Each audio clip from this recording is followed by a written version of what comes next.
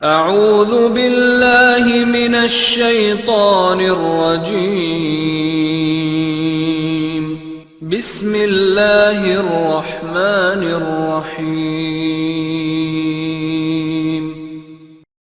آخر کار موسیٰ علیہ السلام کو اللہ کا حکم ہوا کہ راتوں رات تو میرے بندوں کو لے کر نکل جا۔ دوسری جگہ یوں ارشاد ہوتا ہے، ہم نے موسیٰ کی طرف وحی نازل فرمائی کہ راتوں رات میرے بندوں کو لے چل۔ چنانچہ سب بنی اسرائیل رات کی تاریکی میں نکلے، وہ دروازوں پر کوئی خاص نشان چھوڑ کر چلنے لگے۔ رات کی تاریکی میں نکلنے کا حکم اس لیے دیا گیا تاکہ فرعون ان کے بارے میں کوئی فیصلہ نہ کر سکے۔ انہوں نے صبح ہونے کا انتظار نہ کیا۔ ان کی تعداد 6 لاکھ کے قریب تھی۔ یہ سب لوگ اپنے مال مویشی اور ضروری سامان ساتھ لے کر چلے۔ فلسطین کی طرف 6 لاکھ افراد کی یہ عظیم ہجرت تھی۔ فرعون کو صبح سویرے پتا چلا تو سوچ میں ڈوب گیا کہ اب ہماری خدمت کون کرے گا، ہماری غلامی کون کرے گا۔ اس کی حالت پاگلوں جیسی ہو گئی۔ آخر اس نے بنی اسرائیل کے تعاقب کا حکم دیا۔ اللہ تعالیٰ اس موقع پر فرماتے ہیں، آخر کار ہم نے انہیں باغات سے اور چشموں سے اور خزانوں سے اور اچھے اچھے مقامات سے نکال باہر کیا۔ اسی طرح ہوا، اور ہم نے ان تمام چیزوں کا وارث بنی اسرائیل کو بنا دیا۔ بس فرعون کے لوگ سورج نکلتے ہی ان کے تعاقب میں نکلے، یعنی فرعون طلوع آفتاب کے وقت ہی ان کے تعاقب میں لشکروں کی تیاری کے ساتھ نکل کھڑا ہوا۔ موسیٰ علیہ السلام بنی اسرائیل کو لیے بحر احمر کے ایک کنارے پہنچے۔ بحر قلزم بحر احمر ہی کا ایک کنارہ ہے۔ انہوں نے پیچھے مڑ کر دیکھا، کیا دیکھتے ہیں کہ فرعون اپنے لاؤ لشکر کے ساتھ بھاگا آ رہا ہے۔ بنی اسرائیل گھبرا گئے کہ اب کیا ہوگا۔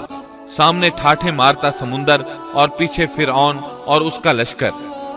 اللہ تعالیٰ اس موقع پر فرماتے ہیں، ہم نے موسیٰ کی طرف وحی بھیجی کہ دریا پر اپنا عصا مارو۔ بس اسی وقت دریا پھٹ گیا اور پانی کا ہر ایک حصہ بڑے پہاڑ کی طرح کھڑا ہو گیا۔ سمندر لاٹھی لگنے سے ایسا پھٹا کہ پانی کے 2 بڑے بڑے پہاڑ بن گئے، یعنی سمندر کے اندر خشک راستے بن گئے اور اطراف میں پانی کے پہاڑ کھڑے ہو گئے۔ اللہ تعالیٰ نے بھی فرما دیا کہ تو راتوں رات میرے بندوں کو لے چل اور ان کے لیے سمندر میں خشک راستہ بنا لے، پھر نہ تجھے کسی کے آ پکڑنے کا خطرہ ہوگا نہ ڈر۔ یہ سب کے سب ان راستوں سے پار چلے گئے۔ اب جو ہی فرعون وہاں پہنچا، پہلے تو ڈرا، سہما کہ یہ کیا ہوا۔ وہ بھی اور اس کے سب ساتھی بھی اس سوچ میں ہیں کہ کیا کریں، خوف زدہ تھے۔ ایسے میں فرعون کو خیال آیا کہ اگر موسیٰ اور بنی اسرائیل یہاں سے صحیح سلامت گزر گئے ہیں تو ہم کیوں نہیں گزر سکتے۔ اس کے ساتھ ہی اس نے اپنے گھوڑے کو سمندر میں داخل کر دیا۔ اس کے پیچھے اس کے سب ساتھی بھی داخل ہو گئے۔ ادھر بنی اسرائیل کا آخری آدمی سمندر سے نکل رہا تھا، دوسری طرف فرعون کا آخری آدمی سمندر میں داخل ہو رہا تھا۔ فرعون نے اپنے لشکروں سمیت ان کا تعاقب کیا، پھر تو سمندر ان سب پر چھا گیا جیسا کہ چھا جانے والا تھا۔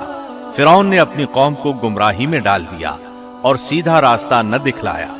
اللہ تعالیٰ فرعون کی موت کا منظر یوں بیان کرتے ہیں، اور ہم نے بنی اسرائیل کو دریا سے پار کر دیا، پھر ان کے پیچھے پیچھے فرعون اپنے لشکر کے ساتھ ظلم اور زیادتی کے ارادے سے چلا، یہاں تک کہ جب ڈوبنے لگا تو کہنے لگا کہ میں اس ذات پر ایمان لاتا ہوں کہ جس پر بنی اسرائیل ایمان لائے ہیں، اس کے سوا کوئی معبود نہیں اور میں مسلمانوں میں سے ہوں۔ لیکن جب موت کے مرحلے شروع ہوتے ہیں تو توبہ قبول نہیں ہوتی۔ اس نے جب یہ کہا کہ میں ایمان لاتا ہوں تو اللہ تعالیٰ نے جواب میں فرمایا، اب ایمان لاتا ہے اور پہلے سرکشی کرتا رہا اور مفسدوں میں داخل رہا، سو آج ہم تیری ناش کو نجات دیں گے تاکہ تو ان لوگوں کے لیے باعث عبرت ہو جو تیرے بعد ہیں، اور حقیقت یہ ہے کہ بہت سے لوگ ہماری نشانیوں سے غافل ہیں۔ مطلب یہ تھا کہ ہم تیرے بدن کو زمانہ گزرنے کے باوجود باقی رکھیں گے تاکہ تو لوگوں کے لیے عبرت کا سبب بنا رہے۔ اللہ تعالیٰ نے اس کے بدن کو باقی رکھا تاکہ لوگ عبرت پکڑتے رہیں اور وہ بعد والوں کے لیے نشانی بنا رہے۔ یہ اللہ تعالیٰ کی طرف سے اعلان ہے، لیکن لوگوں کی اکثریت اللہ تعالیٰ کی آیات سے غافل ہے۔ فرعون کی لاش آج بھی اہرام مصر यानी मिस्र के अजायब घर में मौजूद है।